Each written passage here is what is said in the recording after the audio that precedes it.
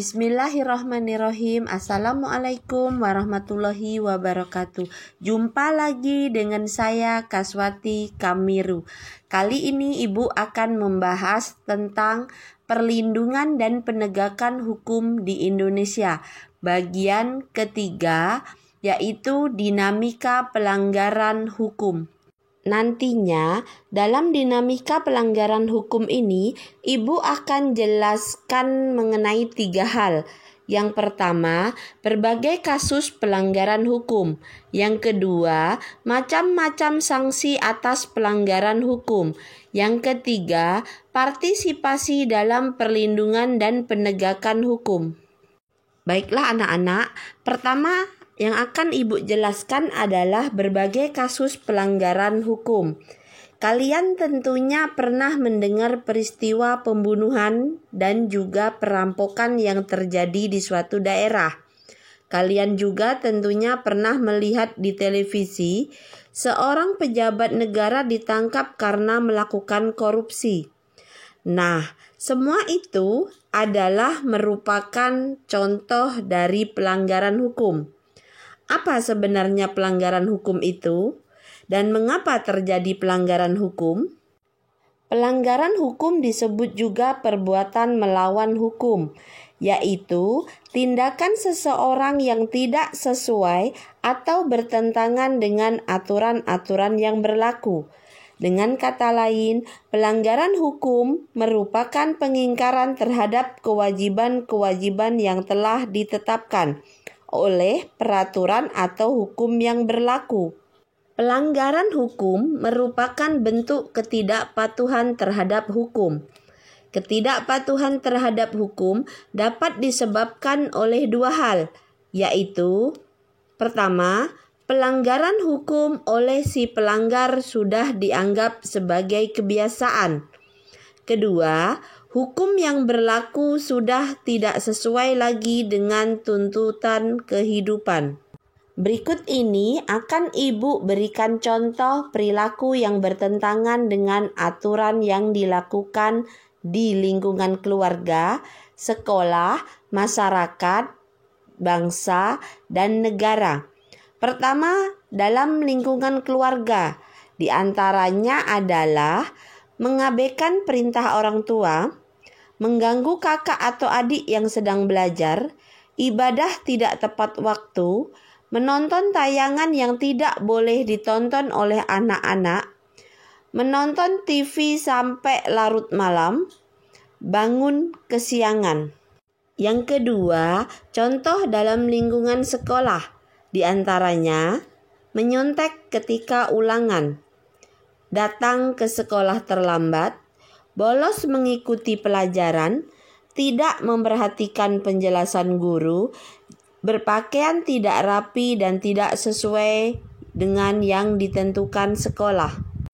Yang ketiga, contoh dalam lingkungan masyarakat, di antaranya mangkir dari tugas ronda malam, tidak mengikuti kerja bakti dengan alasan yang tidak jelas, main hakim sendiri, mengonsumsi obat-obat terlarang, melakukan tindakan diskriminasi kepada orang lain, melakukan perjudian, membuang sampah sembarangan. Keempat, contoh dalam lingkungan bangsa dan negara, di antaranya tidak memiliki KTP, tidak mematuhi rambu-rambu lalu lintas, melakukan tindak pidana, melakukan aksi teror terhadap alat-alat kelengkapan negara, tidak berpartisipasi pada kegiatan pemilihan umum, merusak fasilitas negara dengan sengaja. Sekarang akan Ibu jelaskan macam-macam sanksi atas pelanggaran hukum. Sanksi terhadap pelanggaran hukum itu amat banyak ragamnya. Sifat dan jenis sanksi dari setiap norma atau hukum berbeda satu sama lain.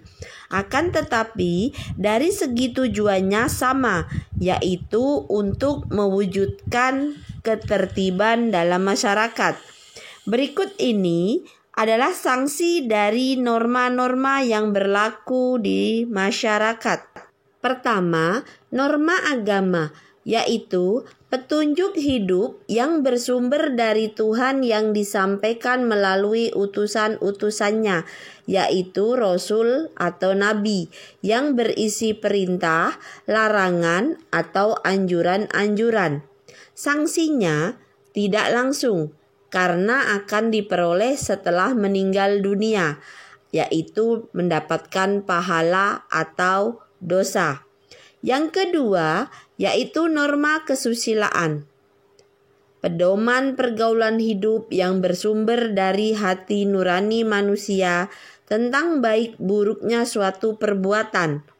Sanksinya tidak tegas, karena hanya diri sendiri yang merasakan atau merasa bersalah, menyesal, malu, dan sebagainya. Yang ketiga, norma kesopanan, yaitu pedoman hidup yang timbul dari pergaulan manusia di dalam masyarakat. Sanksinya tidak tegas, tetapi dapat diberikan oleh masyarakat dalam bentuk celaan, cemoohan, atau pengucilan dalam pergaulan.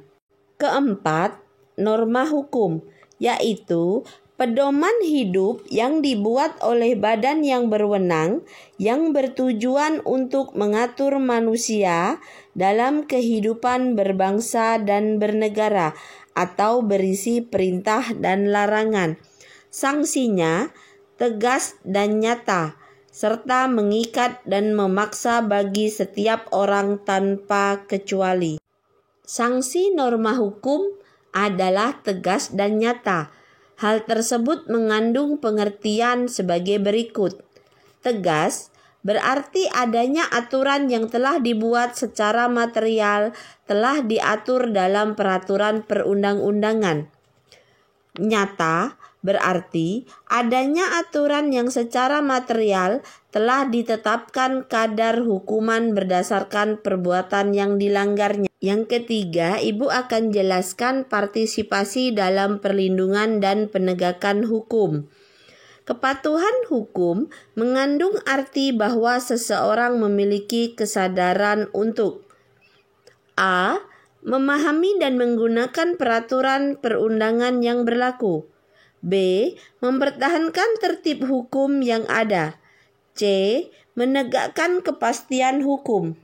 Adapun ciri-ciri seseorang yang berperilaku sesuai dengan hukum yang berlaku dapat dilihat dari perilaku yang diperbuatnya.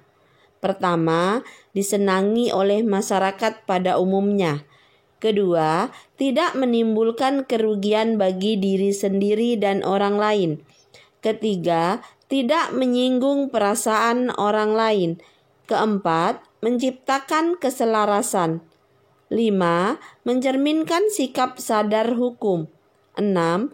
Mencerminkan kepatuhan terhadap hukum. Berikut ini akan Ibu berikan contoh perilaku yang mencerminkan kepatuhan terhadap hukum yang berlaku. Pertama, dalam kehidupan di lingkungan keluarga, yaitu mematuhi perintah orang tua, ibadah tepat waktu, menghormati anggota keluarga yang lain, melaksanakan aturan yang dibuat dan disepakati keluarga. Selanjutnya, dalam kehidupan di lingkungan sekolah, menghormati kepala sekolah, guru, dan karyawan lainnya, memakai pakaian seragam yang telah ditentukan, tidak menyontek ketika ulangan, memperhatikan penjelasan guru, mengikuti pelajaran sesuai dengan jadwal yang berlaku. Ketiga, contoh dalam kehidupan di lingkungan masyarakat. Melaksanakan setiap norma yang berlaku di masyarakat. Bertugas ronda, ikut serta dalam kegiatan kerja bakti, menghormati keberadaan tetangga di sekitar rumah.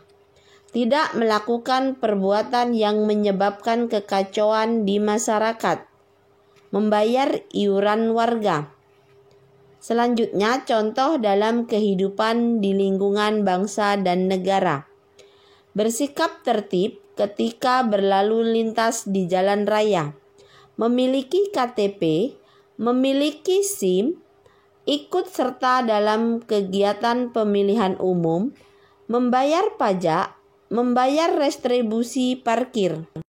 Semoga video kali ini bisa bermanfaat untuk kalian semua. Jangan lupa like, komen, share, dan subscribe-nya. Karena subscribe itu gratis. Berkat kalian channel saya bisa berkembang. Assalamualaikum warahmatullahi wabarakatuh.